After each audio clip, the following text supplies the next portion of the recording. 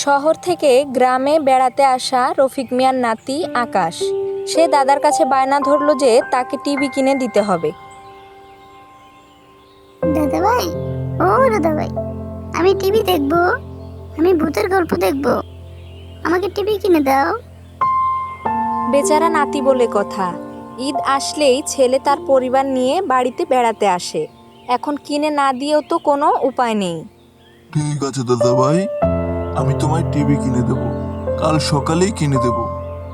সত্যি বলছো দাদা ভাই? কাল সকালে আমরা টিভি কিনতে যাব? হ্যাঁ রে নাতি, হ্যাঁ, কাল সকালেই আমরা টিভি কিনতে যাব। ঠিক আছে দাদা ভাই, তাহলে আমরা লাল টিভি কিনবো। সে তুমি যেটা ভালো মনে করো ওইটাই কিনে দেবো দাদা ভাই। আচ্ছা দাদা ভাই, তাহলে আমরা ঘুমিয়ে পড়ি তাড়াতাড়ি। তাড়াতাড়ি ঘুমালে তাড়াতাড়ি সকাল হয়ে যাবে। আচ্ছা দাদা ভাই, ঘুমাও তুমি। রফিক মিয়ার বাড়ির সামনের একটা হিজল গাছের ডালে বাস করত এক ডাইনি ও তার বন্ধুরা।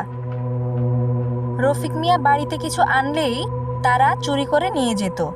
এই তো কিছুদিন আগে তার বাড়ি থেকে একটা মোবাইল চুরি করে নিয়ে গেছে। আজকে ওই বুড়োটা কি জানি কিনে আনলো রে। তোরা যাবি কেউ দেখতে বুড়োটা কি কিনে আনলো? হ্যাঁ, আমি যাবো রে।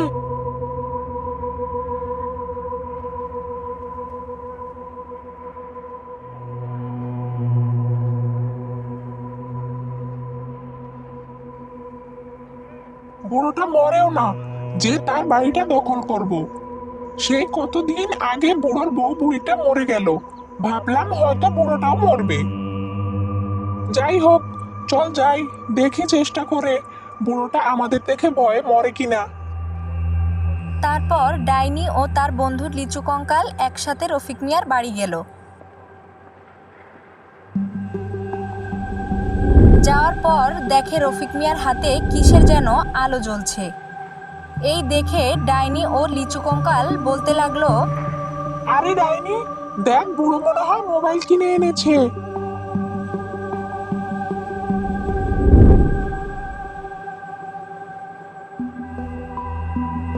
এই বয়সে কোথায় মানুষের সাথে চায়ের দোকানে বসে জমিয়ে আড্ডা দেবে, তা না করে এখানে বসে মোবাইলে নাচ গান দেখছে।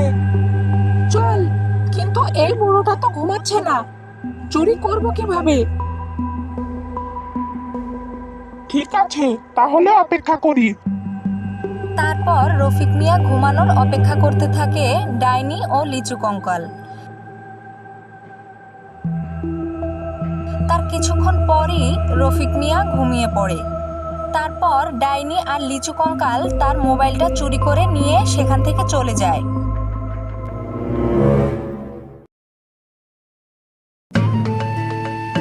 সকাল হতে না হতেই দাদা নাতি বাজারে গেল।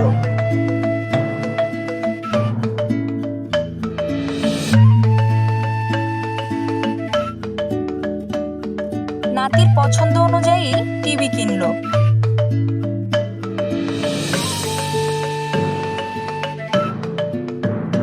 রে, এবার খুশি তো? হ্যাঁ দাদা ভাই, অনেক খুশি। আজকে টিভিতে ভূতের কার্টুন দেখবো।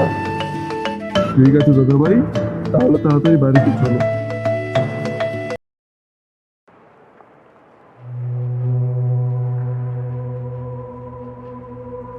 কিছুক্ষণ হাঁটার পর সেই হিজল গাছের কাছে পৌঁছালো তারা।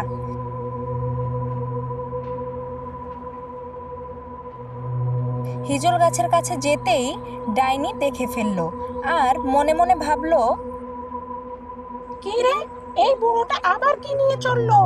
মনে হয় তার নাতির জন্য কিছু কিনে নিয়ে যাচ্ছে। তবে রে, আজ রাতে তোমাদের সাথে দেখা হবে দাদু ভাই।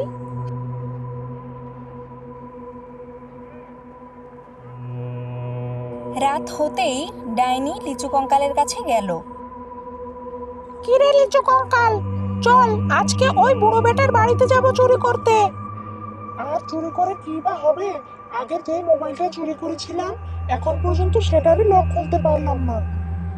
এইবার বুড়োটার সাথে নাতিকে দেখলাম, মনে হয় তার নাতির জন্য কিনেছে, এবার আর লক দিবে না। ঠিক আছে, চলো। তারপর ডাইনি আর লিচু কঙ্কাল বুড়োর বাড়িতে যায়।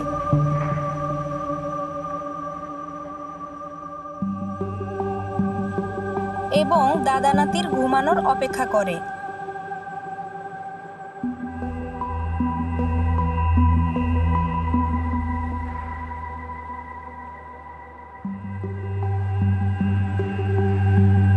যেই তারা ঘুমিয়ে পড়ে অমনি ডাইনি ও লিচু কঙ্কাল টিভিটা চুরি করে তাদের হিজল গাছে নিয়ে এসে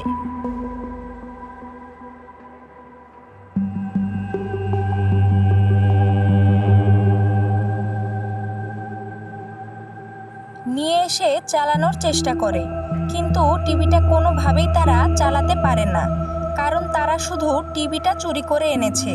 টিভির রিমোট ওই বুড়োর দাদাটার কাছেই থেকে যায়।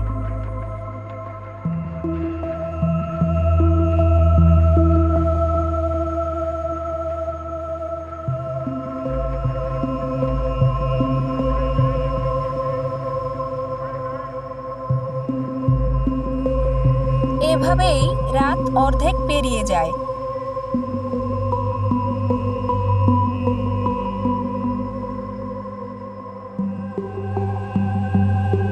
ওদিকে হঠাৎ করে রফিক মিয়া ঘুম থেকে উঠে পড়ে। একে আমাদের টিভি কোথায় গেল? তাড়াতাড়ি ঘুম থেকে ওঠো আকাশ, আমাদের টিভি চুরি হয়ে গেছে। রফিক মিয়া মনে মনে ভাবতে লাগে,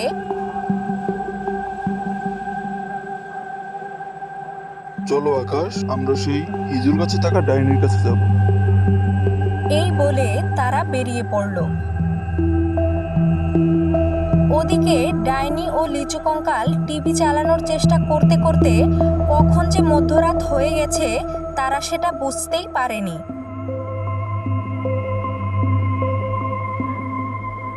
এখনো তারা চেষ্টা চালিয়েই যাচ্ছে। এমন সময় সেখানে দাদা নাতি এসে হাজির হয় এবং দেখে ডাইনি ও লিচু কঙ্কাল টিভিটা চালানোর আপ্রাণ চেষ্টা করছে, কিন্তু পারছে না। তখন রফিক মিয়া তার নাতি আকাশকে বলল, চলো দাদু ভাই, আজকে ওদের শিক্ষা দিয়েই ছাড়বো। এই বলে রফিক মিয়া রিমোটটি বের করলো এবং টিভিতে ভূতের কার্টুন ছেড়ে দিল।